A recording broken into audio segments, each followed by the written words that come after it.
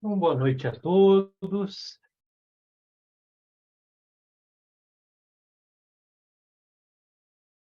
Já vamos nos colocando na posição de meditação. Mantemos nossa coluna ereta.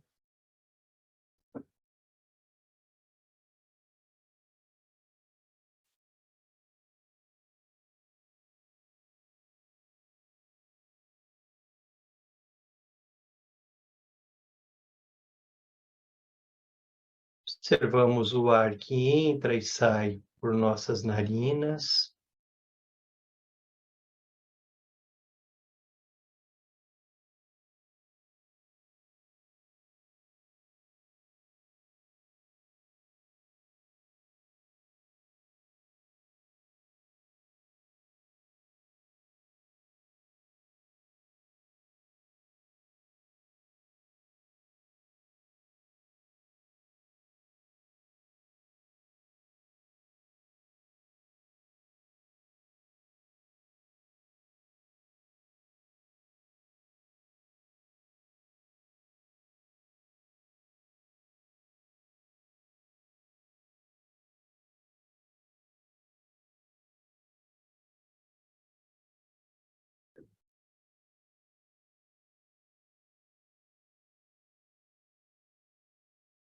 Olhamos a mais ou menos 45 graus, mantemos os olhos entreabertos. Nós podemos manter a boca entreaberta e percebemos o ar entrando e saindo pelas nossas narinas.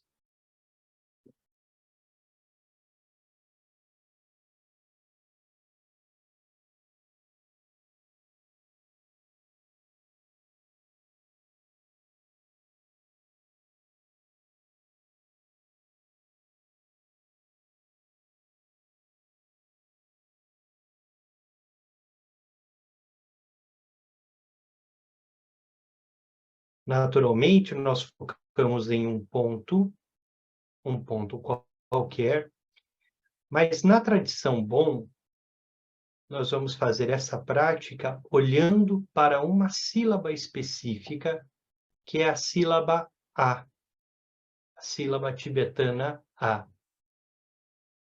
Se a Andrea poderia fazer o favor de colocar o A para a gente, não sei se tem uma sílaba fácil enquanto a gente se organiza,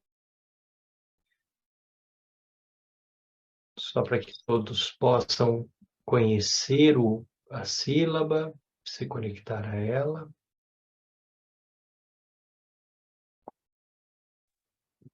Só um minutinho. Perfeito.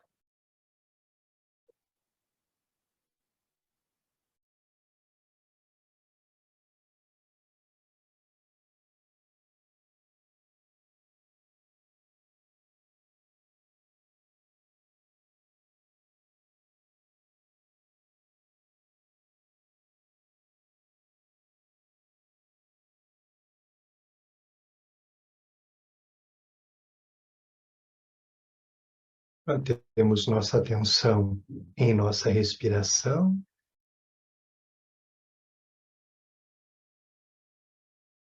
Observamos os pensamentos que surgem, mas não damos atenção a nenhum deles.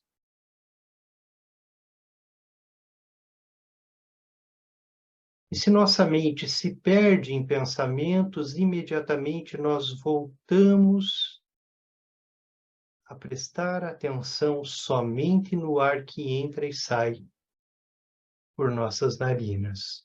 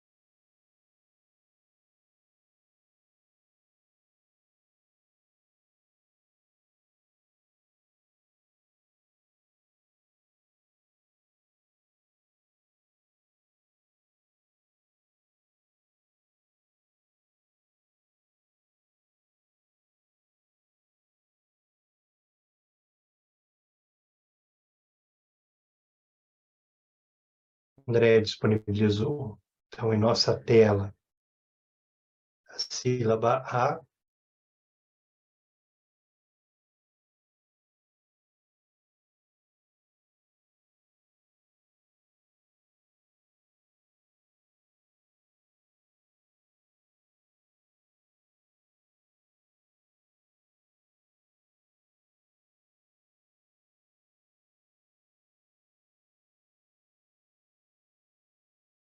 O A como uma primeira expressão Sambhogakaya, como som.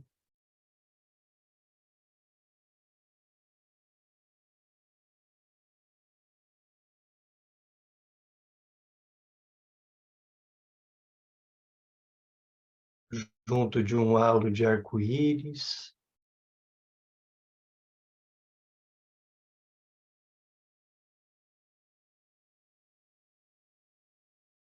As 5 luzes de sabedoria.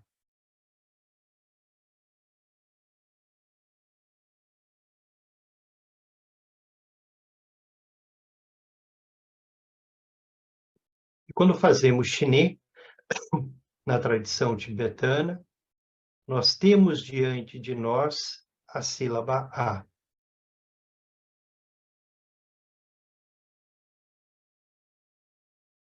O nosso ponto de observação é o A.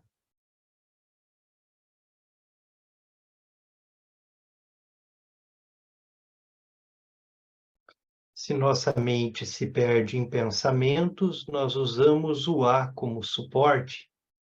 Então, imediatamente, nós retornamos a nossa atenção, os olhos, para o A.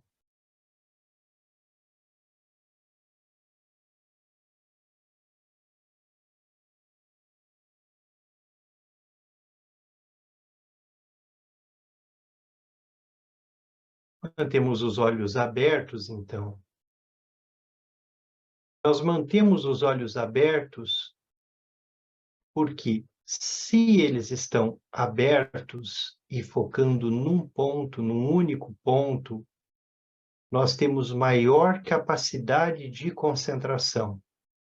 Quando nós fechamos os olhos, as imagens mentais surgem, e muitas imagens mentais ocupam o espaço de nossa mente. Então, em chinês, nós praticamos com os olhos entreabertos e permanecemos ali.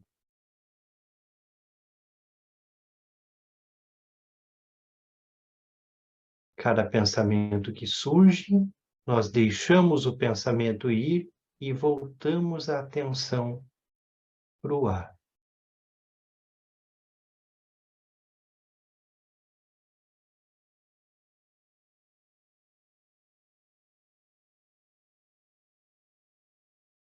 Ao mesmo tempo que nós voltamos a atenção para o ar, nós levamos nossa consciência até a altura do coração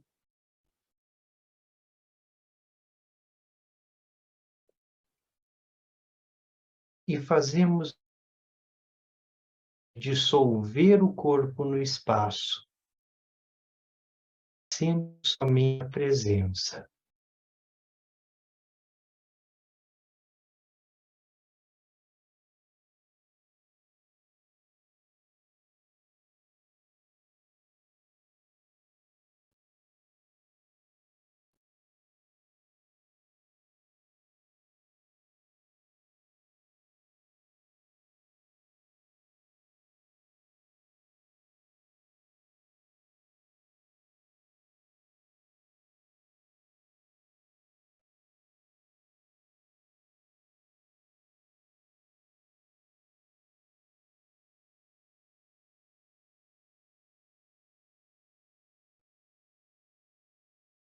Quando nós focamos no ar,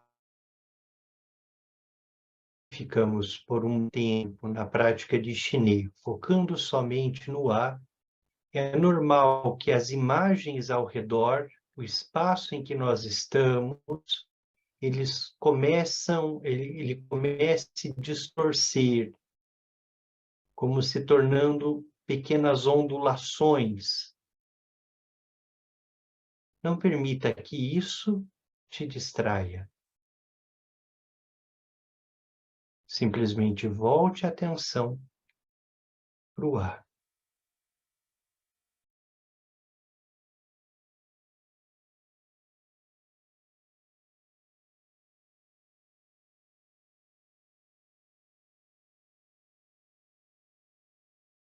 Esse pensamento que surgiu agora, deixe-o ir e volte a atenção para o ar.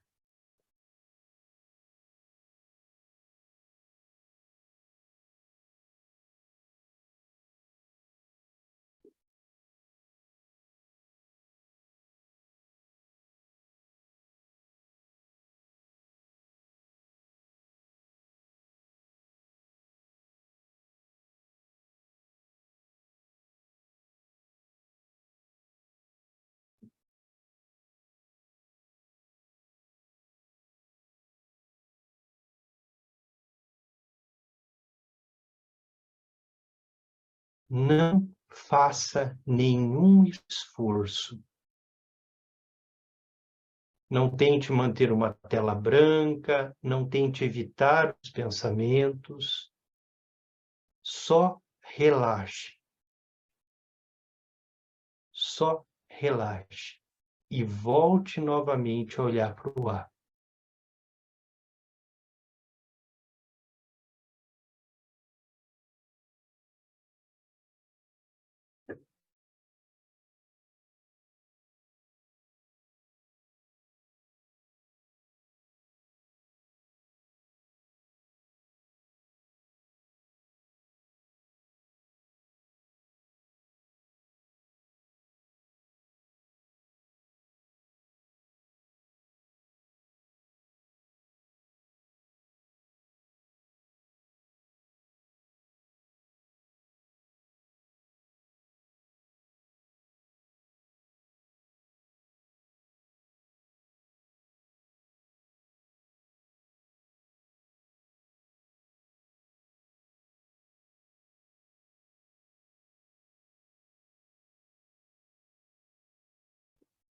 Qualquer esforço que surgir, novamente retorne para o ar e relaxe.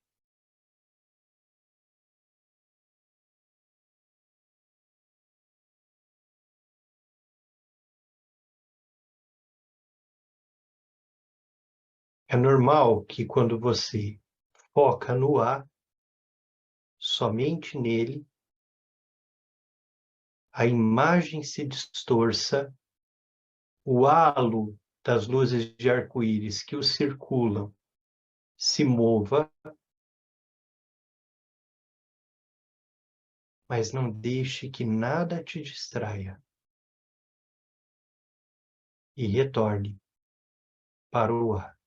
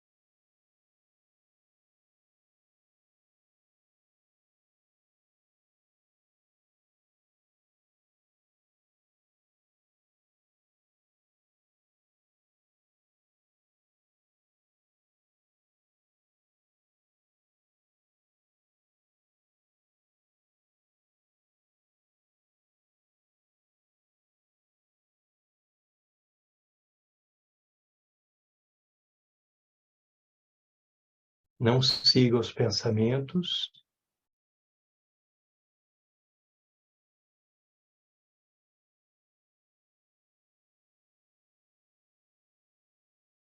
Faz parte da prática de Shiné a manifestação das águas, faz parte da prática de Shiné. Então, que os olhos se encham d'água, as lágrimas caiam.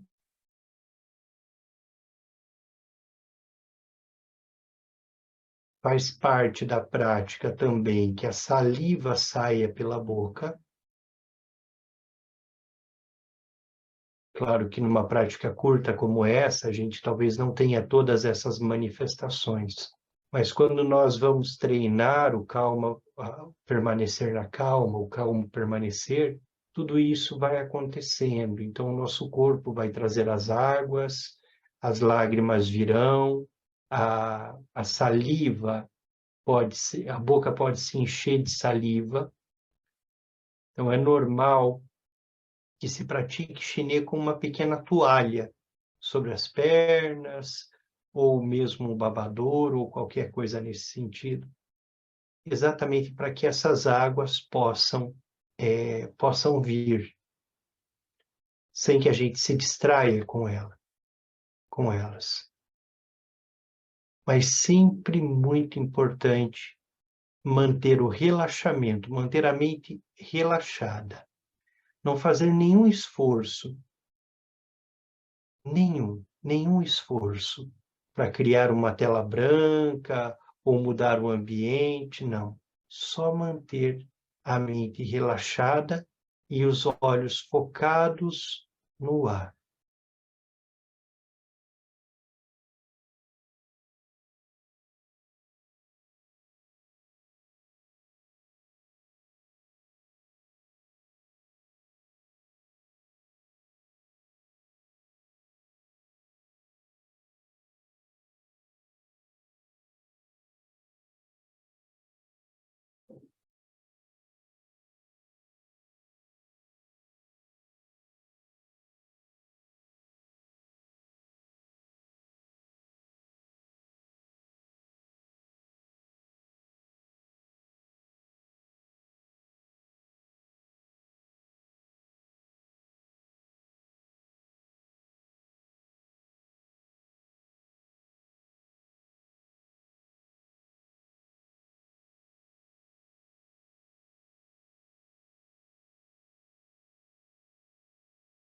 O ar é inseparável do espaço. O ar, assim como o sol, é luz que não se separa da expressão da vacuidade, do próprio espaço.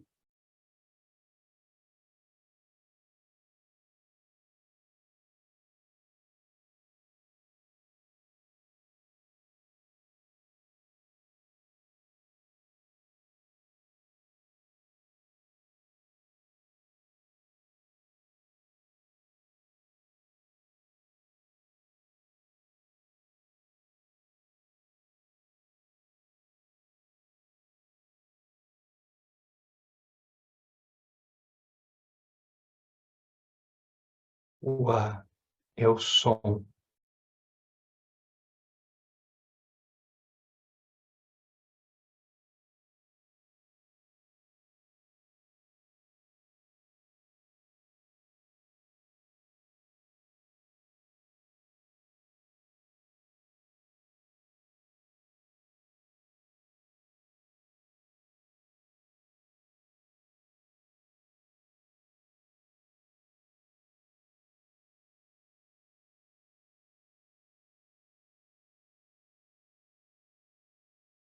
Nove respirações. Vamos fazer as 9 respirações e nós voltamos mais um pouquinho para a prática de Shiné. Tapamos a narina direita, inspiramos pela esquerda.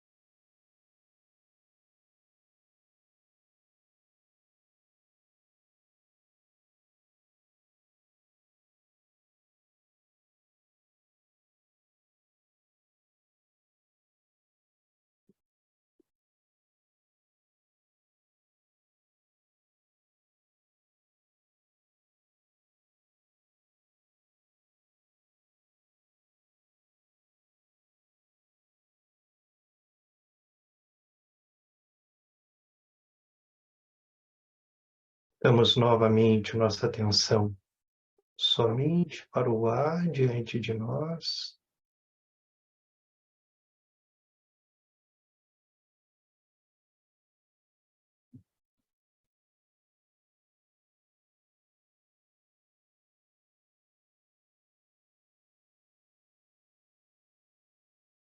Nós vamos nos manter de forma relaxada. Se surgir qualquer pensamento, o único esforço que nós vamos fazer é por não segui-lo.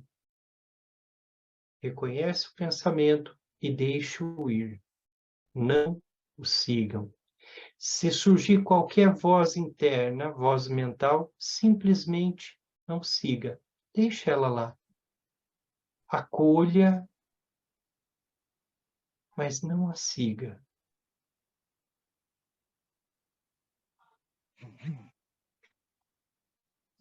E mantenha a atenção no ar.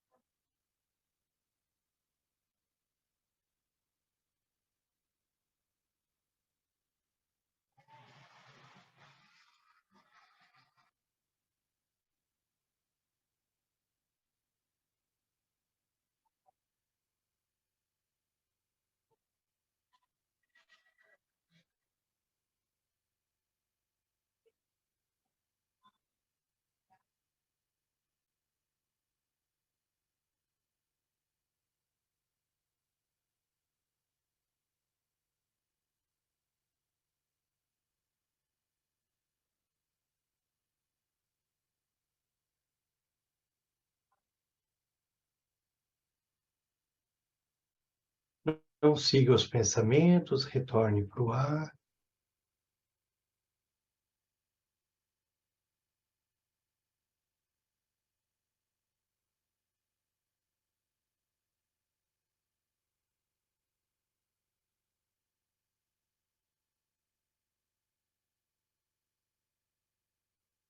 Movimente o corpo.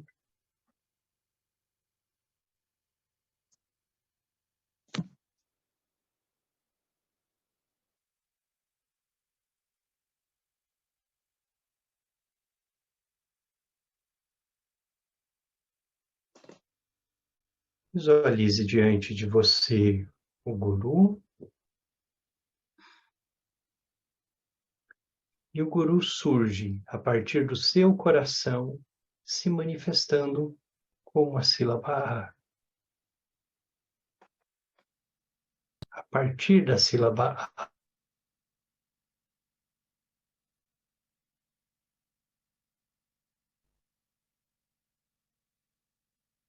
Visualize diante de você o guru como Tompachera, como Tapiritsa.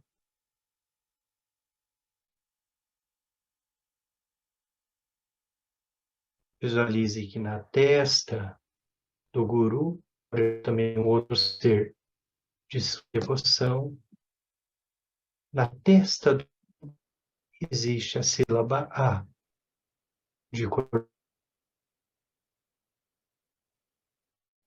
de luz branca, pela sílaba A.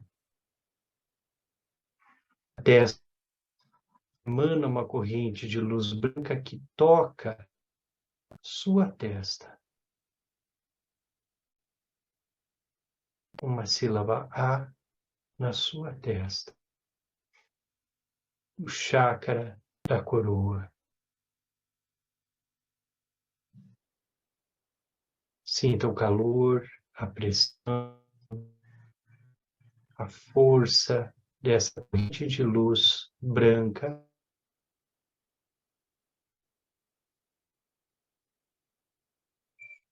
O A do Guru empodera o A que há em você. Te concede a iniciação do corpo. A garganta do Guru,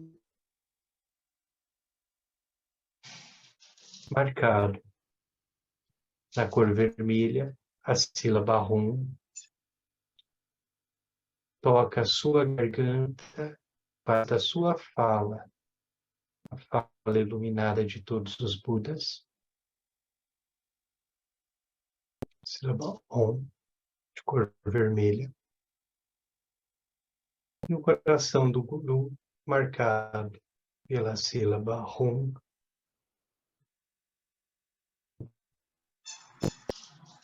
Emana uma corrente de luz que toca o seu coração,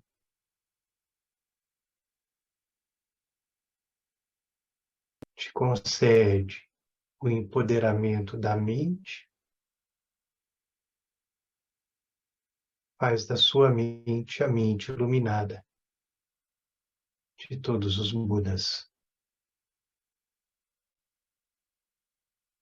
O ar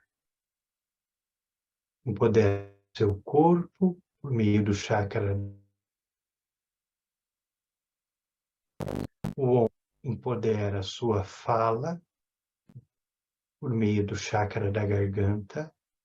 E o Rum empodera sua mente por meio do chakra do coração.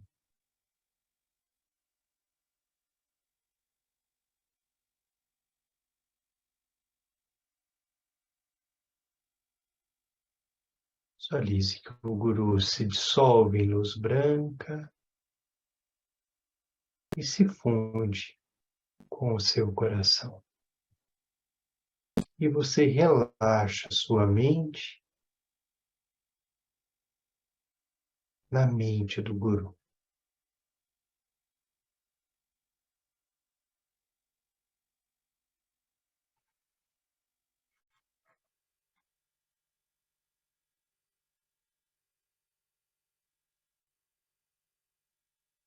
Da coroa da minha cabeça, o palácio da grande bem-aventurança. Rezo a ti, benevolente Lama Raiz, ó precioso, conceda-me as bênçãos de reconhecer a minha verdadeira natureza como Buda. Da coroa da minha cabeça, o palácio da grande bem-aventurança. Rezo a ti, benevolente Lama Raiz, ó precioso, conceda-me as bênçãos de reconhecer a minha verdadeira natureza como Buda. Da coroa da minha cabeça, o palácio da grande bem-aventurança. Rezo a ti, benevolente Lama Raiz, ó precioso, conceda-me as bênçãos de reconhecer a minha verdadeira natureza como Buda.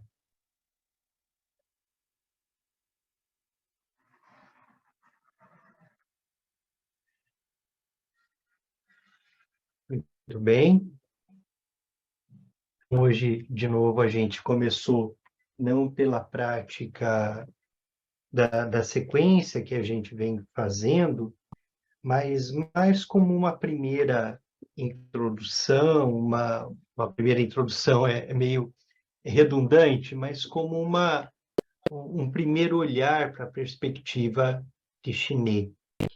O Rinpoche ele vai ensinar que a prática do calmo permanecer, a prática de Shiné, ela pervade todas as demais práticas, né? E os yogas do sonho e do sono, em algum momento, o próprio texto nos pedirá que a gente se dedique à prática de Shiné. Uma peculiaridade da prática de Shiné na tradição Bon, nós a fazemos olhando para essa sílaba olhando para a sílaba A. Então, é comum que a gente imprima o A, essa mesma, com esse halo das 5 cores de arco-íris, no espaço, o azul simbolizando o espaço, como a luz, né, que ilumina, a luz da consciência, que ilumina todo o espaço. Então, o A, essa luz da consciência, o estado autocorrente. Quando nós estamos praticando, quando nós estamos meditando, olhamos para os pensamentos que surgem, mas há um algo que está olhando para os pensamentos. Isso que observa os pensamentos e que se percebe parado dos pensamentos, isso é consciência. Ciência consciente dos pensamentos que vão. Então, nós começamos a perceber que nós temos como que 2 níveis. Um nível que percebe algo que surge.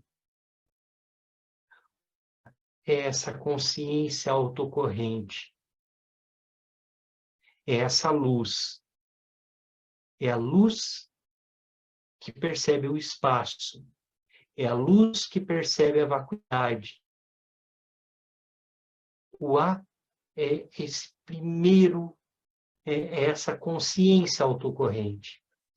Então, quando nós praticamos chinês, claro, existem estágios, etapas, né? Mas nós começamos praticando chinês lá diante de nós. Muitos ensinamentos pedem que a gente imprima ou desenhe, é claro que fôssemos tibetanos, nós desenharíamos, buscaríamos o desenho do A, imprimimos e colocamos, muitas vezes, numa varetinha com mais ou menos uns 80 centímetros de altura, porque se estamos sentados no chão, ela fica diante dos nossos olhos. E quando nós praticamos olhando para o A. O olhar para o A é nos conectar, é uma forma de nós nos conectarmos à consciência autocorrente. A base de nossa própria mente, o estado desperto, que é de onde emanam, ou de onde emana, as 5 luzes de sabedoria não dual, não duais, né, que se expressam com as cores de arco-íris. Então, o vermelho, o branco, o verde, o amarelo e o próprio azul. Então, essas 5 luzes não duais de sabedoria, elas se expressam a partir da consciência desperta, da base. Então, nós falamos do pavilhão, né, das 5 luzes não duais, é essa experiência. Então, o A, ele traz tudo isso. Ele também traz a expressão do sol, do halo de arco-íris, que muitas vezes aparece ao redor do sol, mas tudo isso como estado desperto. Por isso nós usamos. E é importante que a gente vá fazendo práticas como essa, principalmente essas práticas de calmo permanecer, elas vão aumentando a nossa consciência em relação aos nossos pensamentos e em relação aos nossos venenos. Em relação aos nossos venenos. Em relação à nossa raiva, à nossa inveja, ao nosso orgulho, à nossa ignorância. Na medida que nós treinamos o calmo permanecer, nós vamos criando cada vez mais consciência das coisas que podem e surgem. Então, nós treinamos lá dentro, em nossa própria consciência, observando o surgimento dos fenômenos. E os primeiros fenômenos que nós observamos são os pensamentos. Na medida em que nós desenvolvemos consciência, nós desenvolvemos o que nós chamamos de poder. É o desenvolvimento do poder. Consciência diz poder. E diz poder em relação a tudo que surge ao redor. Porque o que surge ao nosso redor está o tempo todo desviando nossa atenção, desviando nossa percepção da própria consciência autocorrente. Então, nós não prestamos atenção na consciência, nós focamos nos pensamentos. E quando surge um pensamento, imediatamente nós seguimos o pensamento.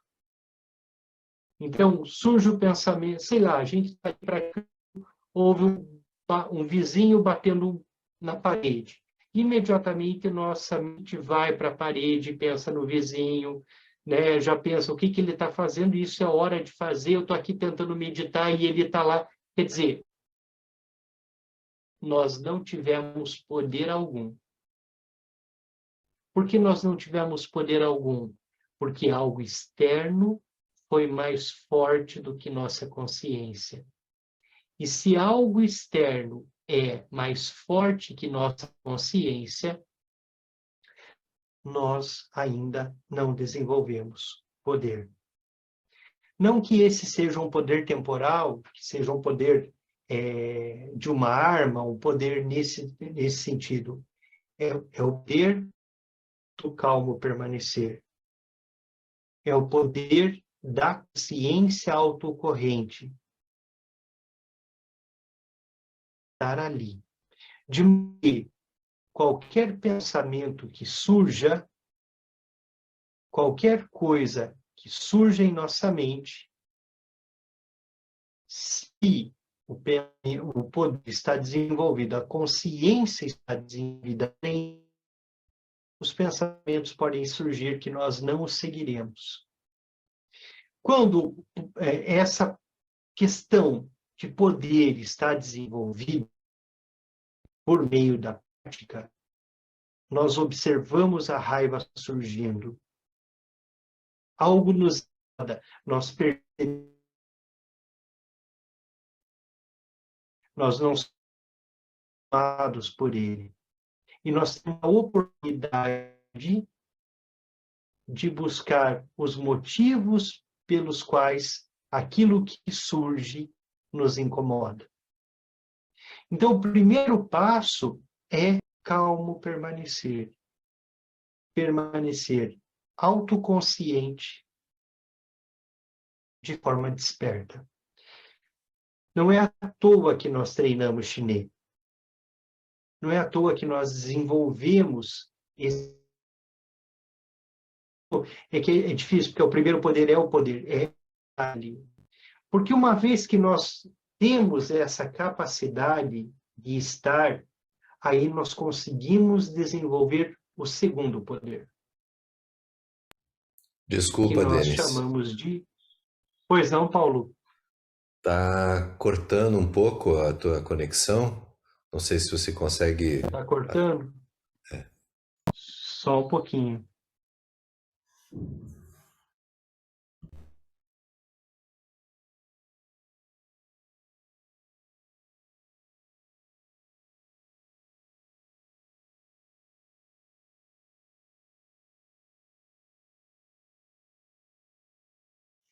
Parece que o sinal da internet está fraco deles. Retornou?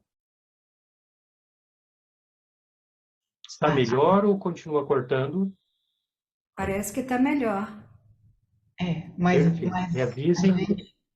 mas a gente ainda está recebendo a mensagem que a sua internet está baixa, está fraca.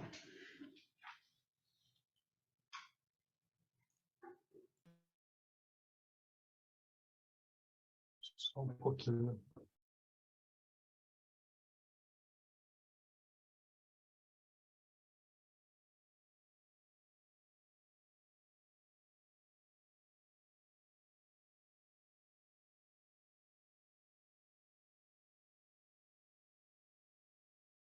Bom, vamos lá. Agora deu certo. Então, Melhorou. vocês conseguiram... Melhorou? Vocês conseguiram acompanhar, então, a questão do poder, do desenvolvimento disso que nós chamamos de poder, correto? Perfeito. Uma vez que desenvolvemos isso, que nossa consciência consegue reconhecer todos os fenômenos e perceber todos os venenos, nós conseguimos desenvolver o segundo poder, que nós chamamos de compaixão. Então, o primeiro poder é o poder do estado desperto, do reconhecimento dele. Depois disso, nós conseguimos desenvolver a prática de compaixão. A prática de compaixão em relação ao outro, a prática de compaixão em relação a nós. Então, nós temos as deidades, elas seguem essa lógica. Deidades de poder, deidades compassivas. Então, as deidades compassivas, que são as deidades como Shenlaokar, como Sherabshama, que são as deidades que vão buscar auxiliar-nos, levar-nos à iluminação por meio da compaixão. Quando nós somos capazes de pacificar, e aí nós chamamos de deidades pacíficas, a energia pacificadora, com o poder, com a pacificação, nós podemos agir com o incremento, o apoio à prática, a ação incrementadora. Nós conseguimos ajudar, nós conseguimos efetivamente ajudar. Então, uma vez que desenvolve o poder, Xinê nos ajuda nisso, nós conseguimos pacificar. Em pacificando, nós conseguimos incrementar. Se os seres, como nós, não conseguem se encaminhar na perspectiva da iluminação, mesmo com o desenvolvimento do poder, mesmo com a ação pacificadora, mesmo com a ação incrementadora, nós temos a quarta ação, que é a ação irada, que é a ação dura, que é a ação mais incisiva. Então, são 4 caminhos que a prática nos oferece para que a gente possa superar a ignorância, para que a gente possa efetivamente experimentar o estado desperto. Nós em relação aos outros, mas também nós como sendo o objeto da prática. Então, nós falamos de 4 poderes, ou 4 forças. A primeira força é essa força interna do poder, né, da presença, do reconhecimento do estado corrente. Depois, a energia pacificadora. Nós só somos capazes efetivamente de pacificar se nós já desenvolvemos o estado de consciência. Nós podemos incrementar quando isso tudo está desenvolvido. E, por fim, a ação irada. A ação irada, o poder irado, é o mais difícil de ser utilizado, porque nós corremos o risco de confundi-lo com raiva, e são coisas totalmente diferentes. Porque a ira é uma ação compassiva, mas é uma ação dura. É como o filho que vai atravessar a rua e um carro vem vindo, e a mãe puxa o filho pelo braço, grita com ele, mas não faz isso por raiva, faz isso por amor incondicional. E é isso que marca a ação irada. Ela tem por base não a raiva, mas sim o amor incondicional. Então, nós praticamos Xinê para que nós possamos nos conectar cada vez mais ao estado autocorrente, à base, para que, a partir disso, as outras ações possam surgir como ações iluminadas, como ações que são expressão da base. E o primeiro veneno que nós trabalhamos, e é onde o Rinpoche começa agora, em relação ao surgimento da experiência. No material, o material novo, o texto em inglês, ele segue essa estrutura, tem alguns parágrafos a menos, né? O Rinpoche, ele tirou algumas coisas, né, do texto, mas basicamente é a mesma ideia, né? Propriamente a mesma ideia. E nós começamos então com o primeiro veneno, que é o veneno da ignorância. Nós estamos na página 32, para quem tem o material que eu disponibilizei. Tá? Vamos ler algumas dessas dos parágrafos hoje e comentá-los. Então, ignorância. A totalidade de nossa experiência, inclusive o sonho, surge da ignorância. Todos os fenômenos têm por base a ignorância. Os pensamentos que surgem, a raiva, o apego, tudo que surge, e tudo que surge em nossa experiência, surge da forma com que surge por conta da ignorância, pelo fato de nós não reconhecermos e não estarmos conectados diretamente à base. Essa é uma afirmação um tanto chocante quando feita no Ocidente. Por isso, vamos primeiro entender o que quer dizer ignorância. Em tibetano, ma rigpa. Ma rigpa. A tradição tibetana distingue dois tipos de ignorância, inata e cultural. Isso para a gente vai ficando cada vez mais fácil de entender. E o Rinpoche vai se dedicar um pouquinho a isso. A ignorância inata é a base do samsara e a característica determinante dos seres comuns. É a ignorância da nossa verdadeira natureza, da verdadeira natureza do mundo, e acaba se emaranhando com as delusões da mente dualista. A ignorância que não permite que nós percebamos o que surge como um fenômeno puro. A ignorância que cria o dualismo, mas principalmente a ignorância que cria a nossa identidade, que o Rinpoche chama tanto de identidade, muitas vezes de identidade de dor.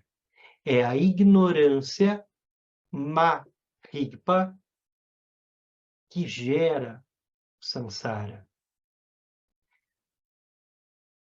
Muitas vezes a gente tem um pouco de dificuldade de entender o que é ignorância no Ocidente, porque a gente acaba associando ignorância como desconhecimento de algumas coisas. E esse desconhecimento de algumas coisas não necessariamente é a ignorância na perspectiva do veneno. Ignorância. Porque a ignorância na perspectiva do veneno é o não desperto. Ma-rigpa. Não acordado, não desperto, confuso. Por isso, a ignorância produz o samsara, porque ela é exatamente o não desperto, o não total, o incapaz de compreender, mas incapaz de compreender não como uma aquisição de informação, mas como distante da base. Então, ignorância diz da confusão. Ignorância diz do não reconhecimento. Como a ignorância gera em nós identidade, imediatamente essa identidade olha para fora e cria apego e aversão. Se a gente trouxer para a prática, o que é ignorância? Nós nos confundirmos com os nossos pensamentos. A pergunta que a gente precisa fazer na perspectiva da prática, é se eu sou aquilo que eu penso, se eu sou meus pensamentos, ou melhor, o que sou eu e o que são os pensamentos. Porque nós acabamos dando realidade para os pensamentos. E quando nós damos realidade para os pensamentos, isso é uma expressão da ignorância. Essa realidade que nós damos para os fenômenos. E o que os ensinamentos dizem? Nada tem realidade intrínseca. Esse pensamento é só um pensamento. Nós damos tanta realidade para os pensamentos que eles nos adoecem. Nós pensamos em algo, nos criamos preocupação, a preocupação não nos deixa dormir, nós não dormimos, nós não comemos direito. Quer dizer, tudo isso por conta de um pensamento. Eu lembro muito minha mãe, porque eu tenho um irmão que ele sempre foi muito de sair à noite, ainda é um pouco, mas ele sai, ele fica um tempo sem dar notícias, e minha mãe sofria muito com isso. Porque a partir do momento que ele saía do portão, a minha mãe começava a criar uma realidade na mente dela das coisas que poderiam estar acontecendo com ele naquele momento. Então, surgia uma realidade toda ali. Ele deve estar fazendo isso com alguém, vai acontecer alguma coisa com ele. E aí ela entrava num estado de preocupação. Ela ficava nervosa, pressão arterial mudava, né? Precisava tomar medicamento para pressão. Quer dizer, uma série de fenômenos que começavam a surgir exatamente do ponto de partida daquilo que nós chamamos de ignorância. Do ponto de partida dual, essa ignorância que surge, ela está associada diretamente ao quero, eu não quero, à aversão ou ao apego, ao querer que o outro seja diferente do que ele é, ou principalmente a querer que o outro atenda às expectativas que eu tenho. Então, ignorância diz exatamente desse universo de projeções. E o dualismo diz desse universo de projeções que nós temos e o confronto que surge em relação aos fenômenos que estão aí e a nossa expectativa em relação a eles. Então, sempre temos uma expectativa sendo projetada. E sempre estamos esperando que o mundo responda à nossa expectativa. E quando nós praticamos chinês, nós assentamos no calmo permanecer e só vamos observar esses pensamentos que surgem e entender que eles não têm realidade. Então, se meu irmão saísse de casa e minha mãe estivesse praticando chinês, ela não sofreria por aquilo que o pensamento diz que poderia estar acontecendo com ele naquele momento. Ela simplesmente olharia para isso e diria pensamento. E o pensamento não é o que meu irmão poderia estar fazendo, mas é só e tão somente a minha projeção. A projeção da minha identidade de dor, do meu corpo de dor. Então, aquilo que nos causa raiva, pense naquilo que te causa raiva. Do que você tem raiva? Quando você pensa no que você tem raiva, já vem a pergunta, por que eu tenho raiva? Por que isso me causa raiva? Porque eu queria que isso fosse diferente. Eu queria que fosse uma outra coisa que não é. A raiva, o apego, não existe aí fora, no mundo. A raiva, apego, inveja, ignorância, ciúmes, existe em mim, na minha projeção. Diz tão somente do meu padrão mental e de como eu projeto o mundo aí fora e das expectativas que eu tenho. Então, esse é um ponto que nós precisamos, de alguma forma, em adentrando nos estudos, ter um pouquinho de lucidez. Nós precisamos desenvolver um pouco de lucidez em relação a tudo isso.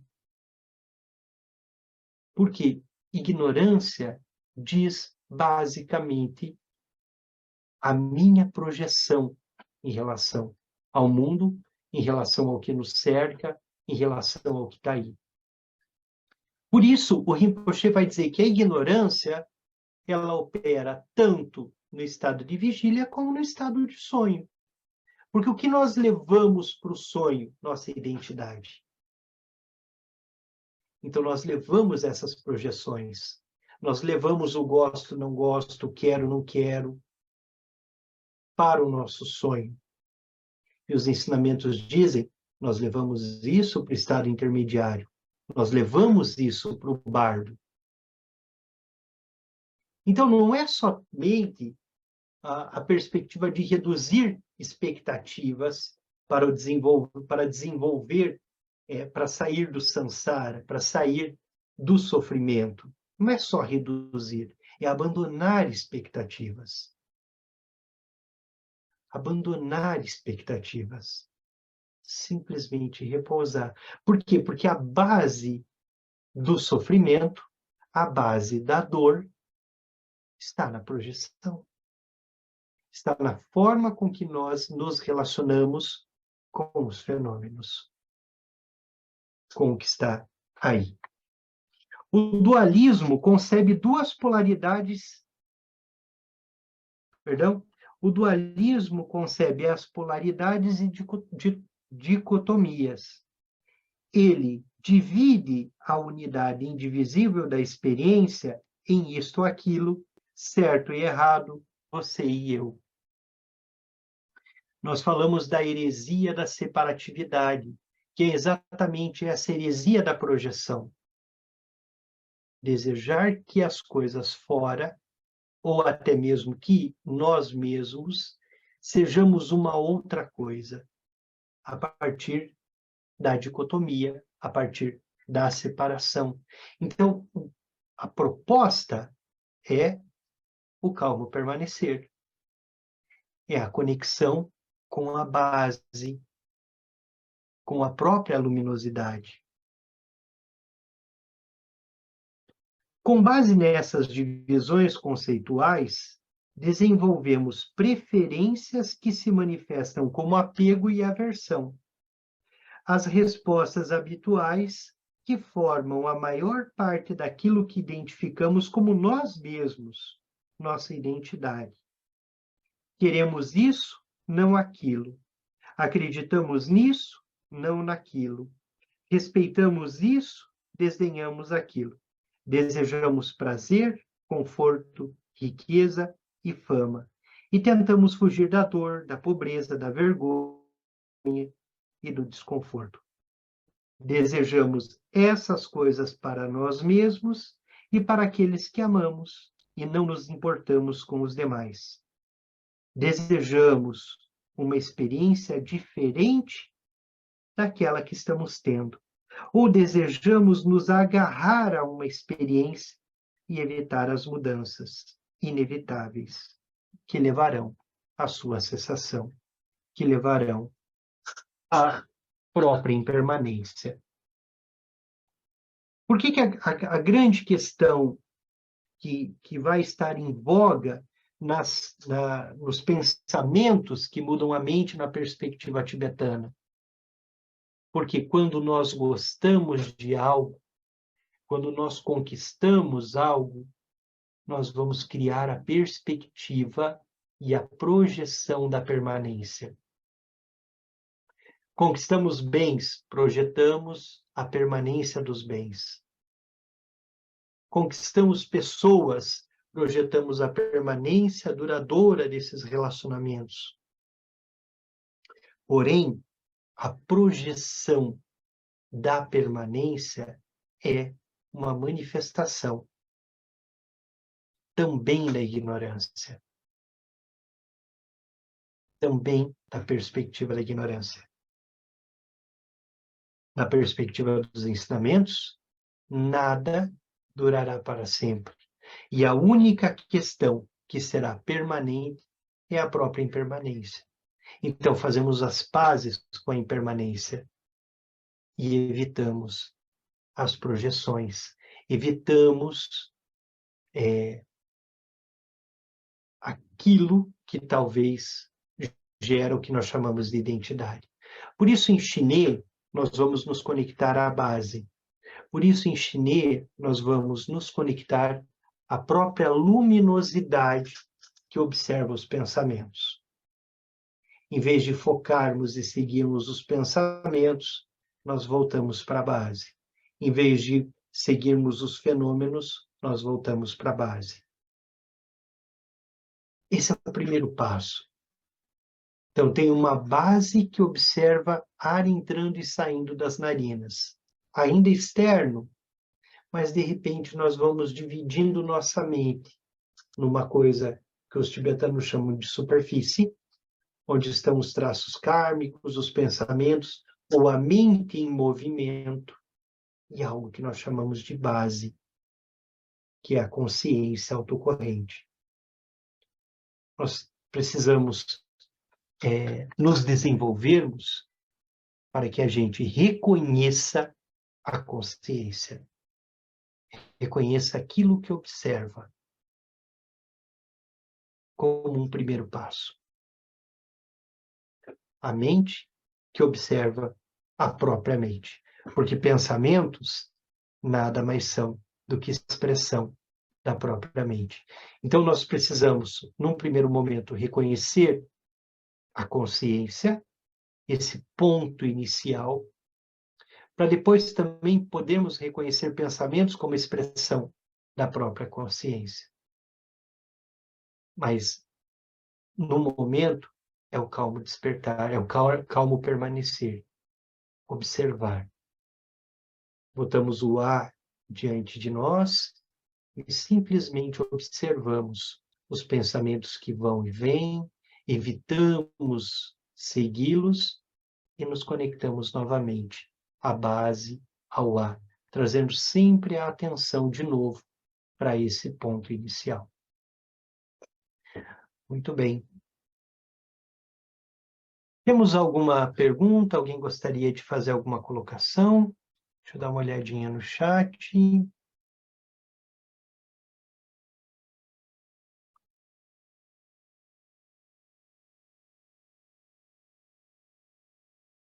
O Pablo pergunta os sinais de progresso em chinês. Nós temos muitos sinais de progresso descritos na tradição, né? Nós podemos explorar isso, mas os primeiros sinais de progresso são a forma com que nós nos relacionamos com os fenômenos. Então, o simples fato de um fenômeno que nos causaria raiva, algo que nós vamos fazer, que normalmente nos causa raiva, causa apego, se nós conseguimos perceber o apego surgindo, a raiva surgindo, nós sabemos que chinês está se desenvolvendo em nós. Esse é um ponto muito importante, porque nós também precisamos deixar de lado a expectativa de que nós avançamos na prática. Enquanto nós decidimos colocar um objetivo diante de nós e definirmos qual é o conceito, nós corremos o risco de não atingir. Então, a gente só relaxa e permite que a prática se desenvolva. E é claro que os sinais virão. Um sinal muito importante é esse sinal. Quando apego, raiva, o orgulho surge, mas nós percebemos que ele surge como um pensamento, como algo que vem surgindo.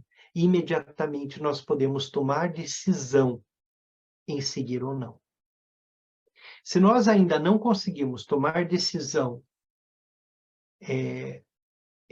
de um pensamento ou outro, ou da raiva que surge, é porque nós ainda temos que fazer mais chinê, mais prática, mais calmo, permanecer. Tem um ditado tibetano que é bem interessante, até bonitinho, que o aluno pergunta para o Lama, Lama, qual é o melhor mantra que eu devo recitar quando surge a raiva? Aí o Lama responde, se no momento que surgir a raiva, você lembrar de recitar um mantra, qualquer mantra vai resolver seu problema. Por quê? Porque o veneno da raiva é extremamente forte. E quando ele surge, nós imediatamente o seguimos. Agora, se nosso aspecto espiritual, se nossa identidade espiritual pode ser evocada naquele momento, é porque nós estamos conscientes. Se no momento que a raiva surgir, nós podemos recitar um mantra, trazer um mantra, é porque nós estamos desenvolvendo o poder. Isso é poder. Esse é o primeiro movimento da prática.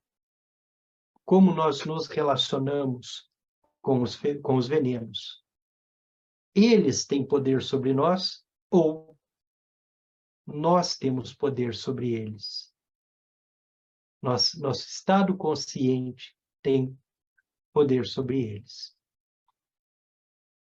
Já vou passando, só deixa eu ver que tem mais alguma coisa. Oliveiros lembra da ação irada, onde o mestre Zen dá um golpe no discípulo, isso é comum no Zazen, né? Com um bambu, exatamente para que ele volte à consciência ao momento presente. Então vamos lá. Ações incrementadoras. O Eric pergunta sobre o terceiro poder. Eu vou pegar um exemplo simples, tá? Então alguém está cometendo um crime. Alguém comete um crime. Sei lá, qual crime? Cada um, a gente vai pensando. Ação de poder. Primeiro poder. Eu estou consciente de mim, estou consciente da situação. Ação pacificadora. Alguém em surto. Vou tentar pacificar aquela situação. Vou acolher, né? Vou pegar no colo. Vamos pensar em Sherab Chama, o amor de mãe. Então, é uma primeira mãe que é uma mãe que acolhe, que pega no colo, que faz chazinho, que cuida, que é compassivo. Então, é o poder de pacificar. Mas tem seres que, nesse momento, não se pacificam. Então, ou estão pacificados. E uma vez que nós conseguirmos apoiar na pacificação, é possível incrementar. Então, a ação incrementadora, a ação enriquecedora, por exemplo, um lama concedendo ensinamentos. Nós estamos pacificados, nós estamos abertos, estamos ouvindo os ensinamentos. Isso é incrementador. Está incrementando a nossa prática, está apoiando o nosso caminho espiritual. Um incremento, por exemplo, uma pessoa que está, sei lá, fazendo crime. Primeiro pacificar, depois incrementar, depois oferecer algo que nós tenhamos que pode ajudar. Isso é incrementar. Então, nós temos deidades incrementadoras nas práticas tibetanas, que são as deidades responsáveis pelo incremento, responsáveis pelo apoio, pelo suporte. E, por fim, a prática irada, que é a prática da correção. Oliveira chamou a atenção aqui na experiência do Zen, né, em que é a prática de correção. Quando nós pensamos em uma mandala, quem já está em práticas de mandala, conhece um pouquinho mais, a mandala ela tem 4 entradas. Em cada uma dessas entradas está as deidades de uma dessas energias. Então, numa entrada são as deidades de poder. Na outra entrada, as deidades iradas. Em outras, incrementadoras. Em outras, pacíficas. Então, são essas 4 energias. Tem a quinta, que é a energia do espaço, que aí é a abertura em si. Mas são esses 4 movimentos, né? Poder, incremento, pacificação, né? Pacificadora e irada. Acho que tem mais uma pergunta aqui. Vocês têm até a página 27, perdão. Então, eu vou disponibilizar mais algumas páginas aí no grupo. Desculpem-me se eu não tinha disponibilizado ainda. Vamos lá, temos 2 perguntas, Ana e Paulo. Boa noite, obrigada mais uma vez, Denis. Você Boa noite. é muito esclarecedor em coisas bem interessantes. Mas o que eu queria te perguntar era, nessas fases do calmo permanente, depois da pacificadora, o ego está nos acompanhando em todas essas fases, Denis? Em que horas você consegue? Porque eu penso, sei lá, como é que é isso? A gente tem uma questão, Ana, que a tua pergunta é muito interessante, porque a tua pergunta traz toda uma construção ocidental daquilo que é ego. Né? E nas práticas tibetanas, o que nós poderíamos se aproximar dessa construção ocidental do que é ego, lá da psicanálise, da psicologia, é a identidade. É a identidade. A base desperta, ela é anterior à identidade, é anterior ao ego. O ego está ali, mas o ego é uma construção. O eu é uma construção, e é uma construção também da nossa ignorância. Procura a realidade do ego. Qual é a realidade do eu? Qual é a realidade intrínseca dele? Ele é uma construção. Nós construímos. A base, Kunshi, os tibetanos chamam de Kunshi, é ainda anterior ao ego. É claro que o ego, ele está ali, presente. Inclusive, nos questionando, duvidando, né, trazendo outras questões, trazendo outros elementos, mas na prática, o estado búdico, a budeidade, ele está para além do ego, está para além dessa identidade, para além dessa construção. Então, nós construímos um ego, nós construímos uma identidade, e nós, a partir desse momento, queremos defender essa identidade. A base é anterior à identidade e anterior à defesa da própria identidade. Não sei se ficou claro ou se ainda... Quando a gente fala de alguns mestres, nós dizemos que eles são destruidores do ego. Por que destruidores do ego? Porque eles vão fazer a gente olhar para essa identidade de dor. essa construção. Oliveiros. Então, o que eu ia falar justamente tem a ver com o que a Ana colocou. Eu estava essa semana eu refleti muito sobre a intenção de bodhicitta, essa intenção como sendo justamente algo que ajuda a gente não incrementar essa identidade, né? Que a gente acaba pensando assim, estou desenvolvendo isso, praticando para mim, eu desenvolver o meu, a minha consciência, não sei o que, fica muito sempre parece que reforça essa coisa do eu e teu.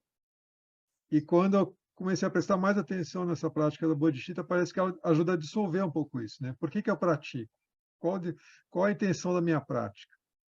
Então, assim, eu vi a bodhicitta nesse sentido, assim, como algo que ajuda a entender esse processo da base, que está meio que para além daquilo que a gente fica criando como uma identidade. Não sei se estou correto nessa minha interpretação, mas é algo que eu fiquei pensando essa semana.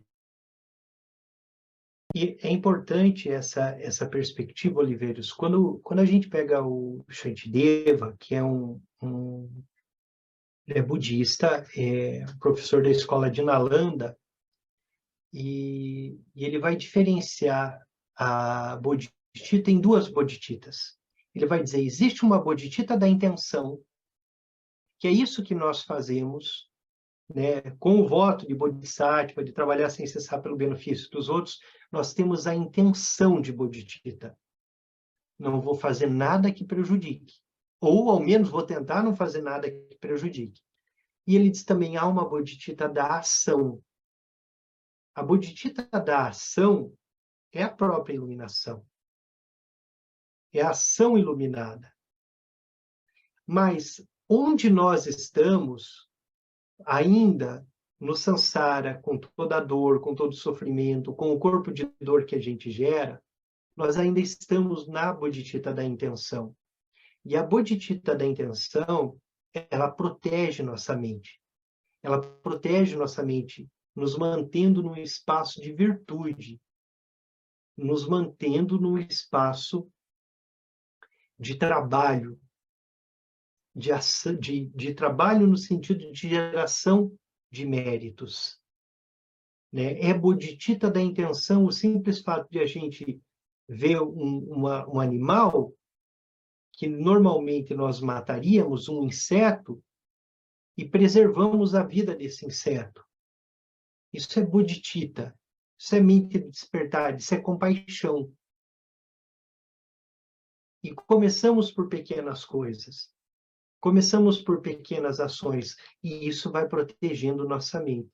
Agora, um Buda perfeitamente desperto, ele não tem uma diferença entre bodhicitta da ação e a bodhicitta da intenção, porque ele é bodhicitta. Bodhicitta é mente búdica, né? Então, nós temos a intenção, e a expressão bodhicitta da intenção é a compaixão. Né? É como nós vamos cuidar de todos os seres. E compaixão é extremamente amplo, porque ele é, inclusive, acolher, né? Acolher que amamos e acolher o que não amamos. O exercício bodhicitta é um exercício extremamente duro para nós, mas que produz inúmeros resultados. Shantideva diz que oferecer um copo de água para alguém que precisa, com intenção pura, é mais importante que venerar milhares de Budas. Tal é o poder da bodhicitta. Tal é o poder da compaixão. Perfeito?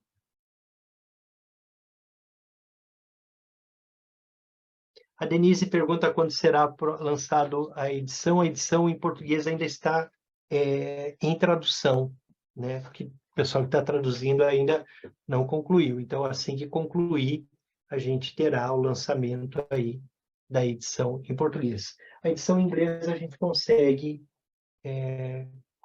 adquirir na Amazon e em outros sites. Muito bem.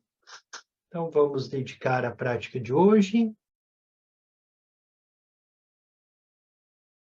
Vamos levar nossa consciência até o nosso coração. Visualizar que nosso coração se expande no espaço. Se torna somente presença.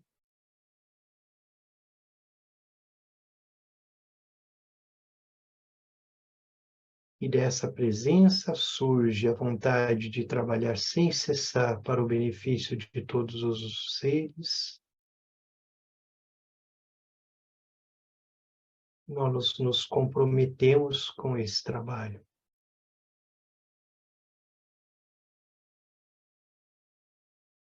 E fazemos votos de que possamos atingir rapidamente a iluminação, para que possamos resgatar mais e mais seres do Samsara.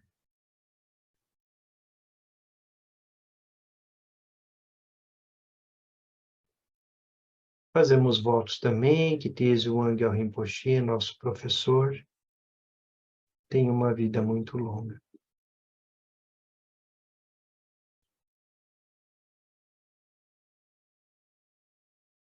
Boa noite a todos, uma boa semana, boas práticas e até a próxima segunda. Boa Boa noite. noite, Boa muito obrigado. Obrigada, Noite. Fiquem em paz. Boa noite. Obrigada. Bons sonhos. Boa noite. Bons sonhos. Sonhos lúcidos.